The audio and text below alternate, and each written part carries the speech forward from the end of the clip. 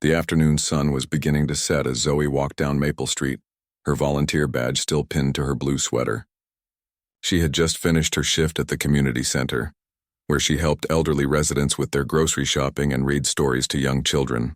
At 16, Zoe was known throughout her neighborhood as the girl who always had a smile and never hesitated to lend a helping hand. Her backpack was heavy with textbooks and homework assignments.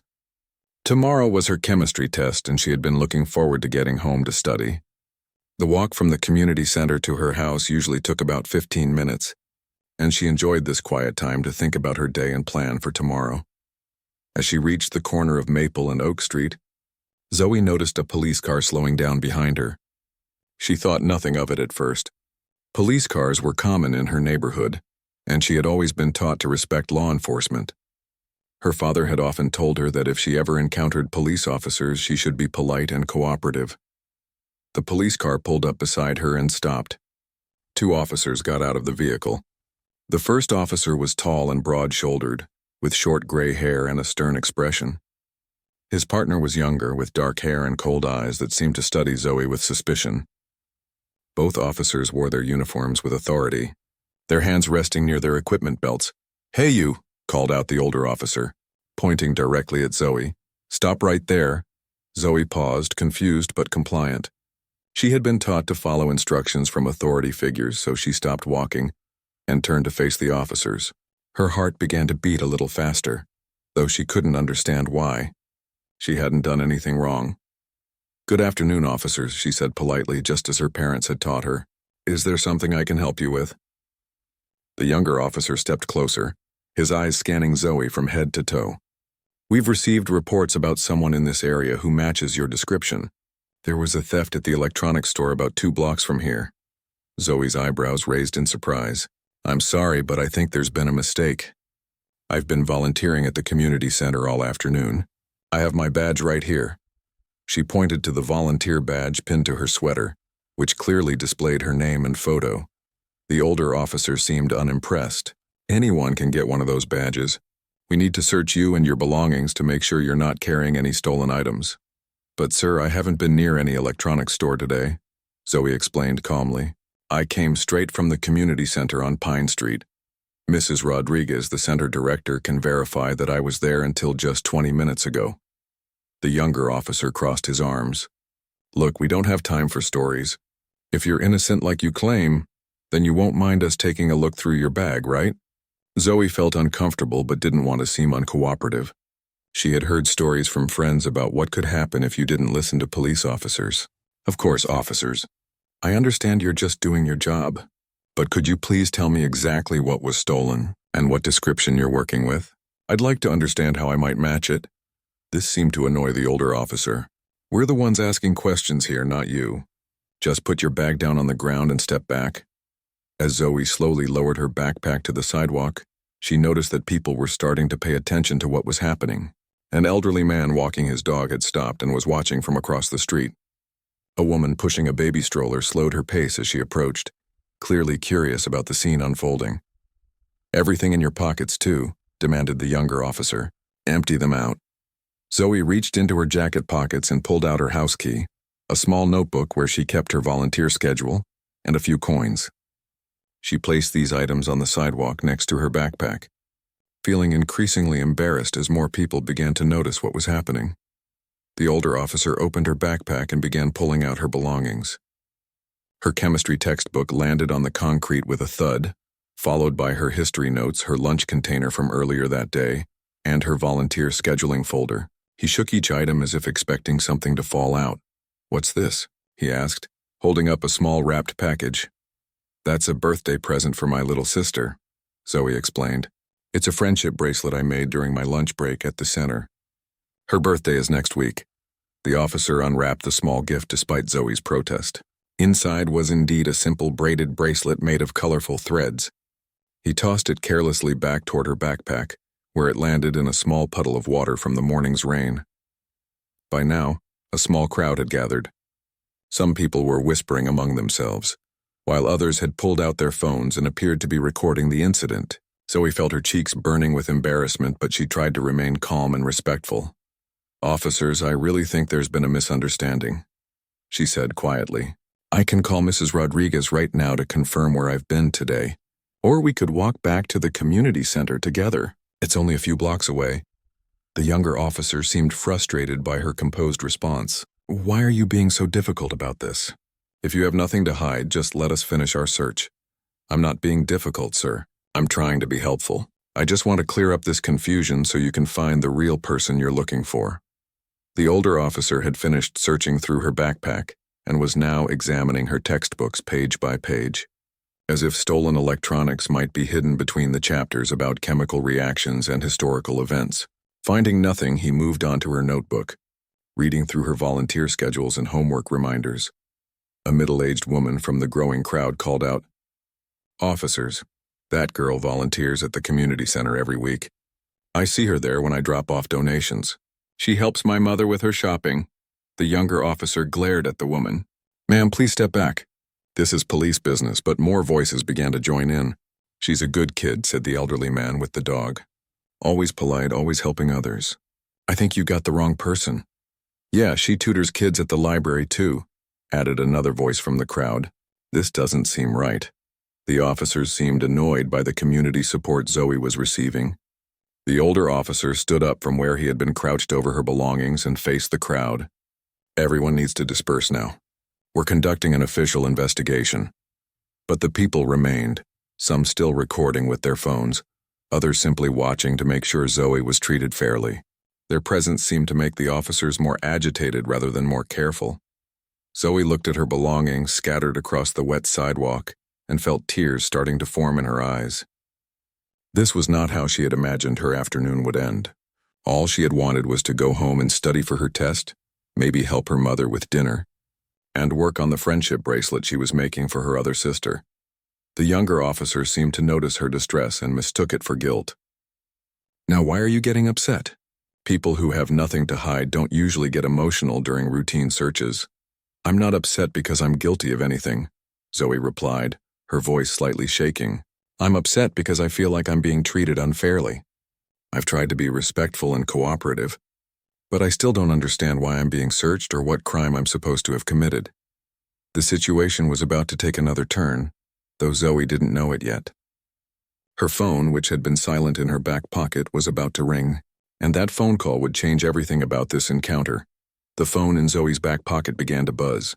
She could feel it vibrating against her leg, but she didn't dare reach for it without permission. The two officers were still standing over her scattered belongings, and she had learned in the past few minutes that any movement she made seemed to make them more suspicious. Officer, my phone is ringing, she said politely. May I please answer it? It might be my parents wondering where I am. The older officer looked annoyed. Who said you could have phone privileges right now? We're still conducting our search. But sir, if I don't answer, my family will worry. I'm usually home by now and they know my schedule. The younger officer stepped closer to her. Turn around and put your hands on the wall of that building, he ordered, pointing to the brick wall of the corner store behind them. Zoe felt confused and scared. Why do I need to do that? I thought you were just searching my bag. We need to do a more thorough search, the older officer explained. You could be hiding something on your person. The crowd that had gathered was growing larger and their murmurs were getting louder. An older woman near the front of the group called out, "This is getting out of hand." That girl hasn't done anything wrong. A man with his teenage son added, I know her father. He's a good man and she's a good kid. This is ridiculous. But the officers seemed determined to continue their search, despite the growing opposition from the community members watching. Zoe reluctantly approached the wall and placed her hands against the cold bricks, feeling humiliated and confused. Her phone continued to ring, then stopped, then started ringing again. She knew it was probably her father calling to check on her. He always called around this time when he finished work, just to make sure she had gotten home safely from the community center. Search her now, shouted the older officer to his partner, his voice carrying an edge that made several people in the crowd step back in surprise. The younger officer began to pat down Zoe's jacket and pockets, even though she had already emptied them. She felt violated and embarrassed, especially with so many neighbors watching. Some of these people had known her since she was a little girl. Mrs. Chen from the flower shop was there, along with Mr. Patterson, who ran the small grocery store where her family shopped. This is harassment, called out a woman Zoe didn't recognize. "She's just a teenager walking home from volunteer work." The older officer spun around to face the crowd. "I'm going to ask everyone one more time to disperse. If you don't leave this area immediately, we'll have to consider you as interfering with a police investigation." But instead of leaving, more people seemed to be gathering. Word was spreading through the neighborhood that something was happening on the corner of Maple and Oak. People were coming out of their houses and businesses to see what was going on. Zoe's phone started ringing a third time. This time, the younger officer reached over and pulled it from her back pocket. "I'll answer this," he said. "Please don't," Zoe said quickly. "That's probably my father, and he'll be worried if a stranger answers my phone." The officer looked at the screen, which displayed Dad as the caller. Instead of answering it, he simply declined the call and put the phone in his own pocket. "Hey, you can't take her phone," protested a teenage boy who had been watching from his bicycle. "That's stealing." "It's evidence," the older officer replied sharply. "Evidence of what?" asked Mrs. Chen, stepping forward despite the officer's earlier warnings about dispersing. "What crime has this child committed?" "I've watched her grow up in this neighborhood. She helps elderly people carry their groceries. She reads to children at the library. What exactly are you accusing her of?" The officers exchanged glances, and Zoe noticed that they seemed less confident than they had been a few minutes earlier. The older officer cleared his throat and said, "There was a theft at Morrison's Electronics about an hour ago. Someone matching her description was seen leaving the area." "What was stolen?" asked Mr. Patterson from the grocery store. "That's confidential police information," replied the younger officer. "Well, what was the description of the suspect?" pressed Mrs. Chen. "Because this girl is 16 years old, about 5'4", wearing a volunteer badge from the community center and carrying school books. Is that really the description you're working with?" The officers seemed uncomfortable with these direct questions. They had been in control of the situation when it was just them and Zoe, but now they were facing a crowd of concerned community members who weren't afraid to speak up. "Furthermore," continued Mrs. Chen, "Morrison's Electronics has security cameras. If there really was a theft, wouldn't it make more sense to review the footage before randomly stopping teenagers on the street?" Zoe felt a surge of gratitude toward Mrs. Chen and the other neighbors who were standing up for her. She had always known that her community was full of good people, but she had never experienced their support so directly before.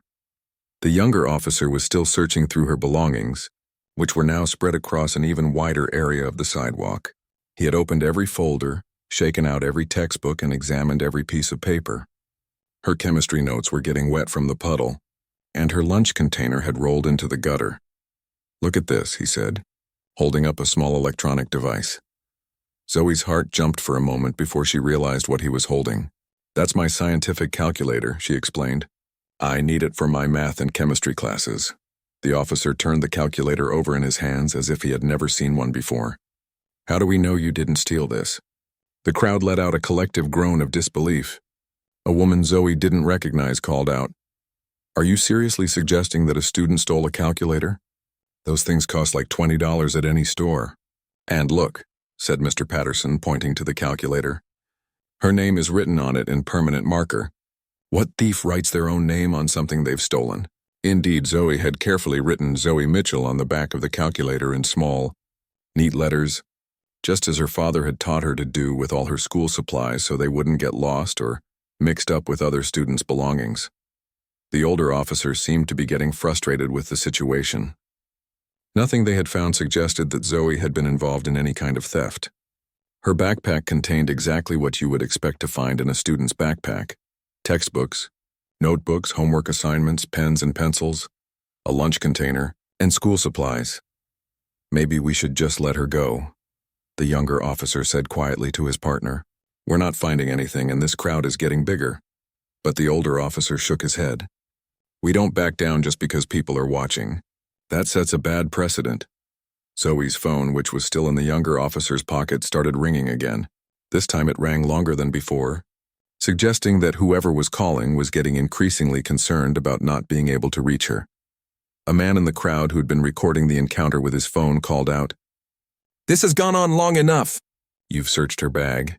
You've searched her pockets. You've found nothing suspicious, and you still won't let her go home. This is harassment, plain and simple." Other voices joined in agreement. "Let her call her parents. Give her back her phone. She's done nothing wrong. The officers looked around at the crowd, which had grown to about 20 people. Some were neighbors who had been walking by. Others had come out of nearby shops and houses after hearing the commotion. A few teenagers on bikes had stopped to watch, and several people were openly recording the encounter with their phones. Zoe remained pressed against the brick wall, trying to stay calm even though she felt scared and confused. She kept thinking about her chemistry test tomorrow and wondered if she would even make it home in time to study. More importantly, she was worried about her parents. Her father would be extremely concerned if he couldn't reach her, and her mother would probably start calling around to all their neighbors to find out where she was. The situation was about to change dramatically, though none of them knew it yet, because at that very moment Zoe's father was not just calling her phone. He was also getting in his car to drive to the community center to look for her. And when he arrived and didn't find her there, Mrs. Rodriguez was going to tell him exactly which direction she had headed when she left. In a few minutes, Dr. William Mitchell was going to turn the corner onto Maple Street. And when he did, these two officers were going to discover that they had made a very serious mistake. Dr. William Mitchell pulled his silver, sat into a stop at the end of Maple Street, and immediately spotted the crowd gathered on the sidewalk. His heart sank as he recognized his daughter's blue sweater in the center of the commotion. For a moment he sat in his car, taking in the scene and forcing himself to remain calm. 25 years of practicing law had taught him that emotional reactions rarely led to good outcomes. He could see Zoe standing against a brick wall with her hands pressed against it, while two police officers stood nearby. Her backpack and belongings were scattered across the wet sidewalk, and a crowd of neighbors surrounded the area. Some people were holding up their phones, clearly recording what was happening. Dr. Mitchell took a deep breath and reached into his briefcase, pulling out a small digital recorder and his business cards. He checked to make sure his phone was fully charged and ready to record video if necessary. Then he stepped out of his car and began walking toward the scene, his mind already cataloging everything he observed. The older officer was the first to notice him approaching. "Sir, you need to stay back. This is an active police investigation." "Good evening, officers," Dr. Mitchell replied calmly, his voice carrying the authority of someone accustomed to courtrooms and legal proceedings. "I'm Dr. William Mitchell, and that's my daughter you're questioning." Zoe turned her head and felt a wave of relief wash over her. "Dad, stay where you are for now, sweetheart," her father said gently but firmly. "Let me handle this." He turned back to the officers, pulling out his business card and handing it to the older officer. "I'm also an attorney, and I'd like to understand what's happening here." The older officer glanced at the business card, which read Dr. William Mitchell, J.D., civil rights attorney, partner at Mitchell & Associates. His expression shifted slightly, but he tried to maintain his authoritative stance. "Your daughter matches the description of a suspect in a theft case," he explained. "We're conducting a routine search." Dr. Mitchell nodded thoughtfully. "I see, and what specifically was stolen?"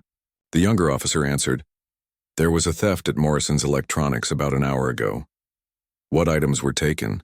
Dr. Mitchell asked, pulling out his digital recorder and setting it on the hood of a nearby parked car, where it would clearly capture their conversation.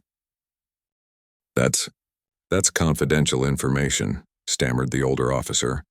"Actually, officer, if you're claiming my daughter matches a suspect description, I have every right to know what that description is and what crime she's being suspected of. This is basic due process." Dr. Mitchell's tone remained calm and professional, but there was steel underneath his words. Mrs. Chen stepped forward from the crowd. "Dr. Mitchell, they've been searching her for almost 30 minutes now. They took her phone and won't let her call home. They've gone through all her school books and her volunteer materials. Thank you, Mrs. Chen." Dr. Mitchell smiled briefly at his neighbor before turning back to the officers. "Officers, may I see your badges and get your names and badge numbers?" The younger officer hesitated, but the older one, whose nameplate read Barrett, provided his information. His partner, Officer Coleman, reluctantly did the same. "Now then," Dr. Mitchell continued, "Officer Barrett, Officer Coleman, I'd like you to provide me with the specific details of this alleged theft. What time did it occur? What was stolen? What is the exact physical description of the suspect you're looking for?" Officer Barrett shifted uncomfortably. "Like I said, that's confidential police information." "No, officer, it's not. If you're detaining my daughter based on a suspect description, that description cannot be confidential." In fact, withholding that information while conducting a search could constitute unlawful detention. Dr. Mitchell walked closer to where his daughter stood against the wall. "Zoe, have these officers read you your rights?" "No, Dad, they just told me to stop and said someone matching my description was involved in a theft. Then they searched my bag and made me stand against this wall." "Officers, if you're conducting a search based on suspicion of criminal activity, you need to either release my daughter or formally place her under arrest and read her Miranda rights. You cannot simply detain her indefinitely while you fish for evidence." The crowd had grown even larger, and Dr. Mitchell noticed that several people were now recording the conversation with their phones. He also spotted Mrs. Rodriguez from the community center pushing through the crowd. "Dr. Mitchell," she called out. "Zoe was with us until 20 minutes ago.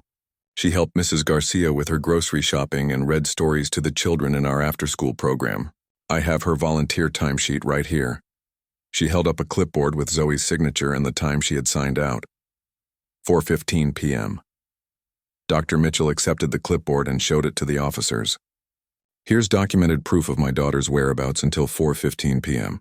What time did this alleged theft occur?" The officers exchanged glances. Officer Coleman finally said, "The call came in around 4:30 p.m. So my daughter was at the community center when the theft allegedly occurred," Dr. Mitchell stated clearly. "Mrs. Rodriguez, how long does it take to walk from the community center to this corner?" "About 15 to 20 minutes, she replied. "So Zoe left the community center at 4:15 and has been walking home. The theft was reported at 4:30. Unless she can teleport, she couldn't have been involved in any crime that occurred at 4:30. The crowd murmured their agreement, and Dr. Mitchell could see that the officers were beginning to realize their position was becoming increasingly difficult to defend. "Furthermore," he continued, "I'd like to know what this suspect description is that supposedly matches my daughter. Is it teenage African-American female? Because if that's your entire description, then you've just engaged in racial profiling, which violates both departmental policy and federal civil rights law." Officer Barrett's face was growing red. "Now listen here. We have every right to investigate suspicious behavior." "What suspicious behavior?" Dr. Mitchell asked sharply. "Walking home from volunteer work while carrying school books? Wearing a community center volunteer badge? Being polite and cooperative when questioned?" He gestured toward Zoe's belongings, which were still scattered across the sidewalk. "You've searched through her personal property and found textbooks, homework, school supplies, and volunteer materials. You found a birthday present she made for her sister, and a scientific calculator with her name written on it. What exactly about any of this suggests criminal activity?" A man in the crowd called out, "They wouldn't even let her answer her phone when you were calling." Dr. Mitchell's jaw tightened. "Is that true? You prevented my daughter from answering my phone calls?" "We took her phone as potential evidence," Officer Coleman said weakly. "Evidence of what crime?" Dr. Mitchell demanded.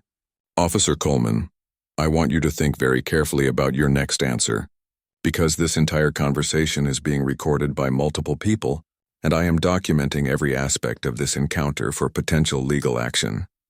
The younger officer reached into his pocket and pulled out Zoe's phone, holding it uncertainly.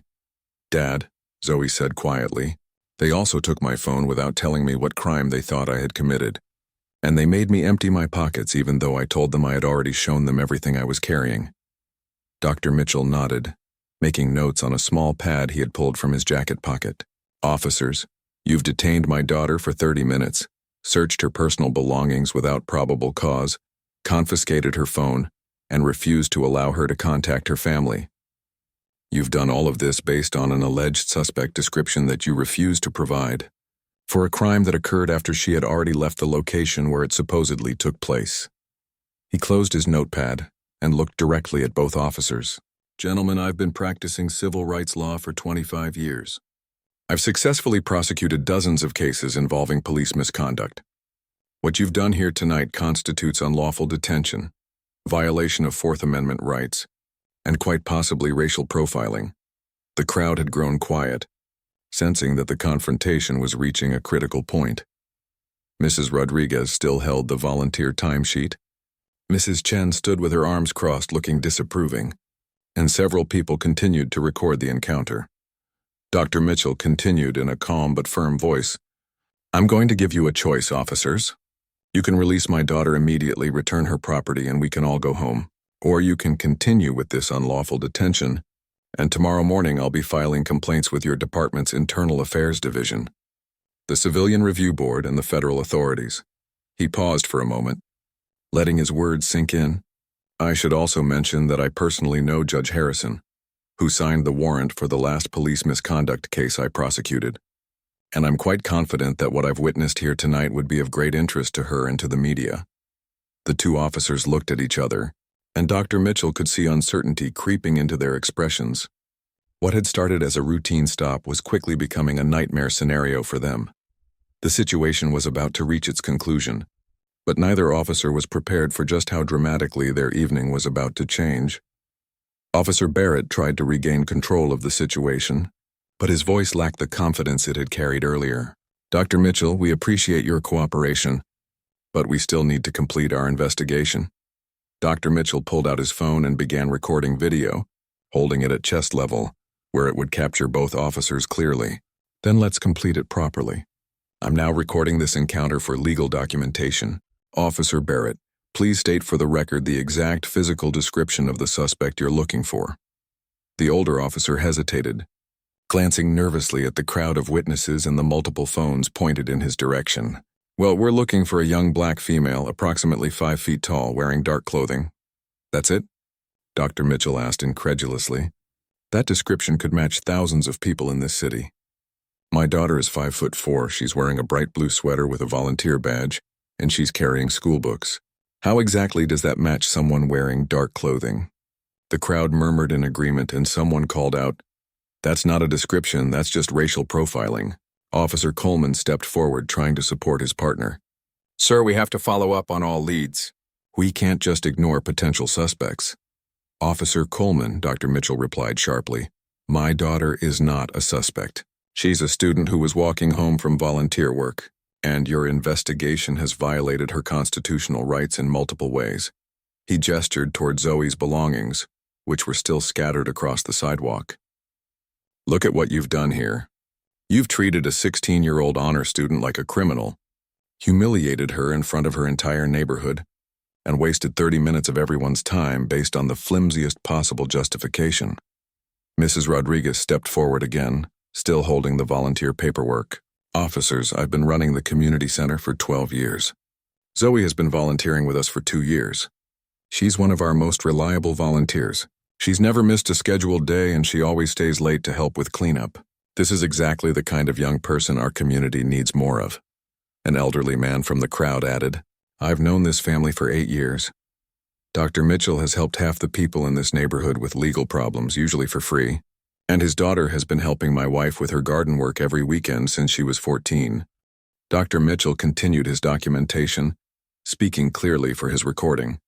"It's now approximately 5:15 p.m. My daughter has been detained for over 30 minutes without being charged with any crime.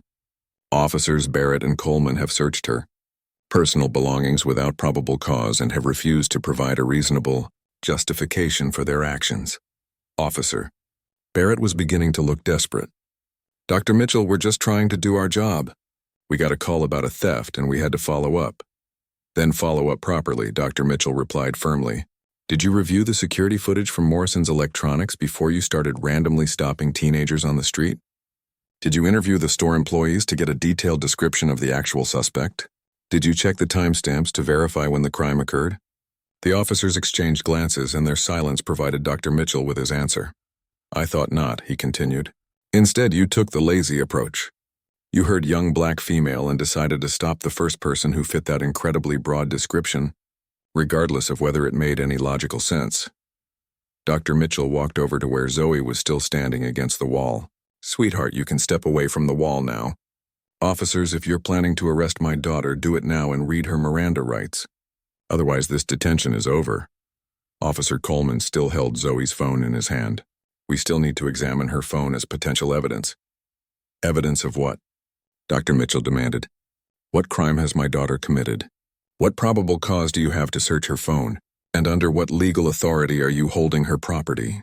He stepped closer to Officer Coleman, his voice taking on the tone he used in courtrooms when questioning hostile witnesses. "Officer Coleman, Have you received training on the Fourth Amendment? Are you familiar with the Supreme Court ruling in Riley v. California regarding police searches of cell phones? The younger officer looked uncertain and glanced at his partner for support. Dr. Mitchell continued, "The Supreme Court ruled unanimously that police cannot search digital devices without a warrant, except in very specific emergency circumstances. What emergency justifies searching my daughter's phone? What evidence do you believe you'll find that relates to a theft that occurred after she had already left the location?" A woman in the crowd called out, "Just give her back her phone. This is ridiculous." Dr. Mitchell pulled out his business card holder and began distributing cards to several people in the crowd.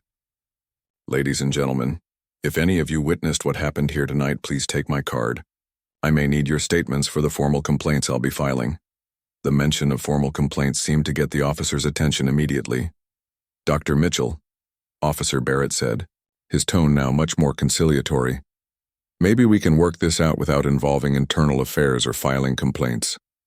"Oh, we're well past that point," Dr. Mitchell replied coolly. "You violated my daughter's rights, humiliated her publicly, and demonstrated a complete disregard for proper police procedure. This isn't something that can be worked out with a handshake." He turned to address the crowd while keeping his phone camera focused on the officers. "What you've all witnessed tonight is a perfect example of why we need civilian oversight of police activities. 2 officers detained a teenager without probable cause, searched her belongings without justification, and violated her constitutional rights because they couldn't be bothered to conduct a proper investigation." Officer Coleman finally extended Zoe's phone toward her. "Here's your phone back, miss." "Don't just give it back," Dr. Mitchell instructed. "Officer Coleman, I want you to state for the record why you're returning my daughter's phone." The officer looked confused. Because she can have it back?" "No, officer. I want you to state why you took it in the first place and why you now believe you have no legal justification to keep it." Officer Coleman struggled with his answer. We thought it might contain evidence of the theft." "What evidence?" Dr. Mitchell pressed. "Be specific. What did you expect to find on a teenager's phone that would prove she stole something from an electronics store?" The officer had no good answer, and his silence spoke volumes. Dr. Mitchell helped Zoe collect her belongings from the sidewalk, examining each item as he handed it to her. "Zoe, is everything here? Has anything been damaged?" "My chemistry notes got wet from the puddle," she said quietly, holding up pages that were now partially soaked and smeared. "And your birthday present for your sister?" Zoe picked up the friendship bracelet, which was now dirty and wet from being tossed aside carelessly. "It's ruined, Dad." Dr. Mitchell nodded grimly, making additional notes. "Property damage. That goes in the complaint as well." As Zoe packed her belongings back into her backpack, Dr. Mitchell continued his documentation. "The search has concluded. No evidence of any criminal activity was found, as any reasonable person would have expected. My daughter's personal property has been damaged, and she has been subjected to an unlawful detention that has caused her significant emotional distress." He looked directly at both officers. "Gentlemen, you're going to be hearing from me again very soon. I'll be filing complaints with your department, and I'll be recommending that you both receive additional training on constitutional law, proper search procedures, and community policing." The crowd began to disperse, but several people approached Dr. Mitchell to offer their support and to confirm that they had recorded parts of the encounter. Mrs. Chen shook her head in disgust. "Dr. Mitchell, I'm so sorry this happened to Zoe. She's such a good girl. And she didn't deserve this treatment. Thank you. Mrs. Chen, your support tonight meant a lot to both of us." As the officers walked back toward their patrol car, Dr. Mitchell called out one final time. "Officers Barrett and Coleman, I want you to remember this evening. I want you to think about how you would feel if this had been your daughter, your sister, or your niece. And I want you to consider whether this is really the kind of police work that serves and protects our community." The 2 officers got into their car without responding, but Dr. Mitchell could see the defeat in their posture. They knew they had made serious mistakes, and they knew there would be consequences. What they didn't know yet was just how far-reaching those consequences would be. The next morning, Dr. Mitchell was in his office by 7 a.m., reviewing the video recordings from the previous evening. He had received copies from 4 different witnesses, each showing the incident from different angles. The footage clearly demonstrated the officers' unprofessional conduct and constitutional violations. His assistant, Jennifer, knocked on the door and entered with a stack of paperwork. "Dr. Mitchell, I've prepared the complaint forms for the police department's Internal Affairs Division, the Civilian Oversight Board, and the District Attorney's Office. I also contacted Judge Harrison's clerk, and the judge has agreed to review the case files this afternoon." "Thank you, Jennifer. Have you heard back from the reporter at Channel 7 News?" "Yes, sir." "Katie Rodriguez from the investigative team wants to interview you and Zoe this afternoon. She said this story fits perfectly with their ongoing series about police accountability." Dr. Mitchell nodded as he continued reviewing the video evidence. The footage was even more damning than he had remembered. It clearly showed both officers escalating a simple interaction into an unlawful detention, ignoring witness testimony, and conducting searches without probable cause. Meanwhile, at the police department, Officers Barrett and Coleman were being called into Chief Patricia Williams' office. The chief had received phone calls from 3 city council members, 2 community leaders, and a federal judge, all asking about the incident on Maple Street. "Sit down. Both of you," Chief Williams said sternly. "I've been getting phone calls all morning about what happened yesterday evening. Would one of you like to explain to me how a routine theft investigation turned into a public relations nightmare?" Officer Barrett shifted uncomfortably in his chair. "Chief, we were just following standard procedure. We got a call about a theft and we investigated a potential suspect." "Standard procedure?" Chief Williams opened a file folder on her desk. "I have 4 different video recordings of your interaction with a 16-year-old honor student. I've watched every minute of footage, and what I saw was not standard procedure. What I saw was 2 officers conducting an unlawful search based on racial profiling." She turned her computer monitor toward them, showing a freeze frame from one of the videos. "Look at this image, Officer Coleman. This shows you taking a teenager's phone without her permission and without any legal justification. Can you explain to me what training you received that told you this was appropriate?" Officer Coleman stared at the floor. "We thought the phone might contain evidence." "Evidence of what?" "You never established probable cause for any crime. You never verified the details of the alleged theft. You never even bothered to check if the timeline of events made sense."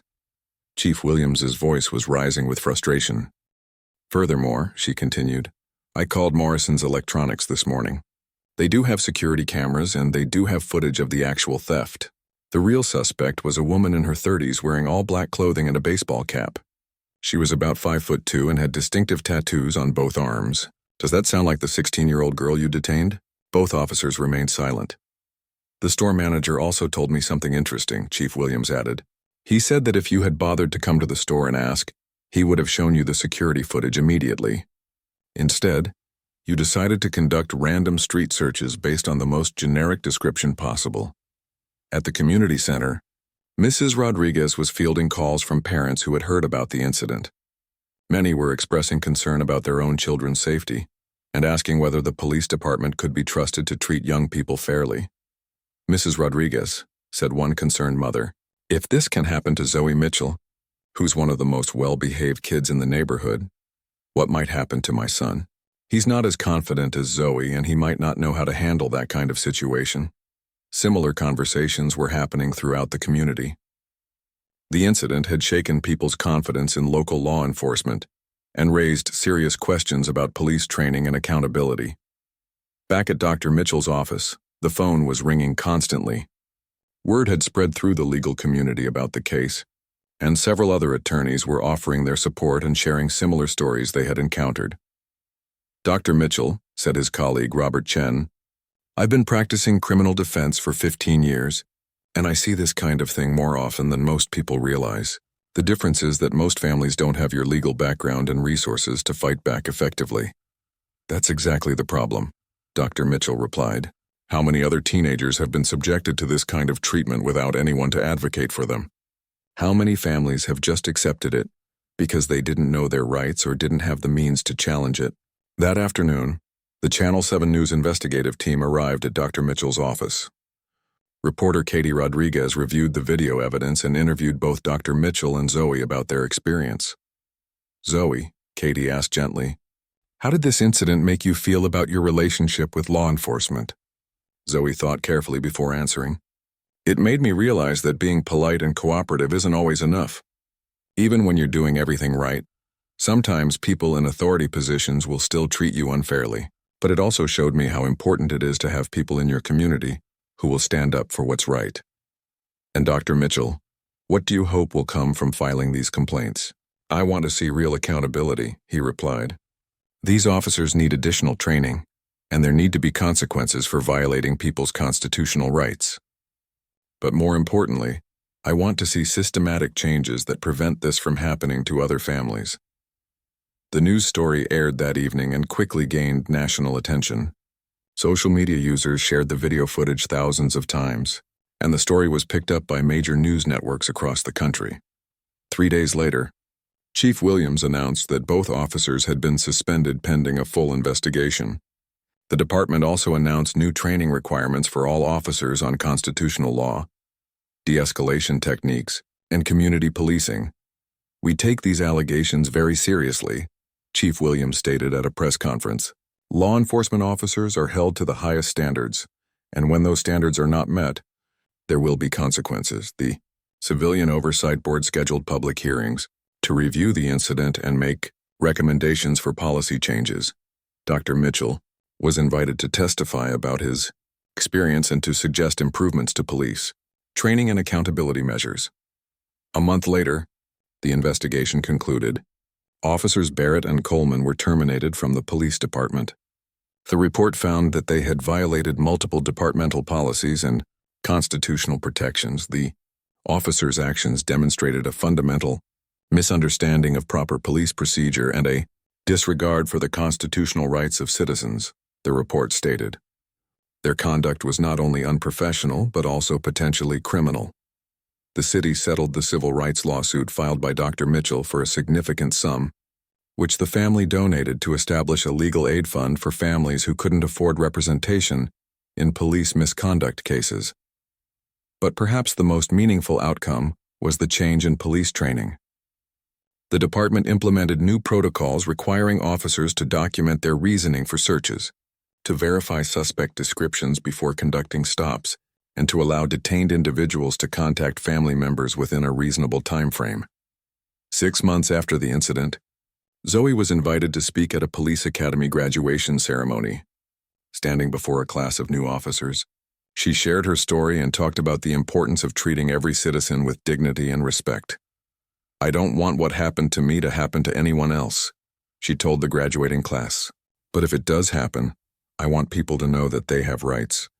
They have community support, and they should never be afraid to speak up for themselves. The new officers listened intently as she continued. Good policing isn't about being tough or intimidating. It's about protecting and serving everyone in the community, especially the most vulnerable people. It's about building trust, not breaking it down. After her speech, several officers approached Zoe to thank her for her words and to assure her that they understood the importance of her message. Dr. Mitchell watched from the audience, proud of his daughter's strength and maturity. The incident had been traumatic, but it had also revealed the power of community support and the importance of standing up for constitutional rights. The Mitchell family's ordeal had ended, but their impact on police accountability and community relations was just beginning. They had turned a moment of injustice into a catalyst for positive change, ensuring that future generations would benefit from improved police training and stronger protections for civil rights. As they drove home from the police academy, Zoe asked her father, "Do you think what we did will really make a difference?" "I think it already has," Dr. Mitchell replied. "But more importantly, you've learned that you have a voice and you've seen what happens when people use their voices to stand up for what's right. That's a lesson that will serve you well throughout your life." The story of what happened on Maple Street became a powerful reminder that individual actions can create community-wide change, and that sometimes the most important battles are fought not with violence or anger, but with knowledge, dignity, and an unwavering commitment to justice.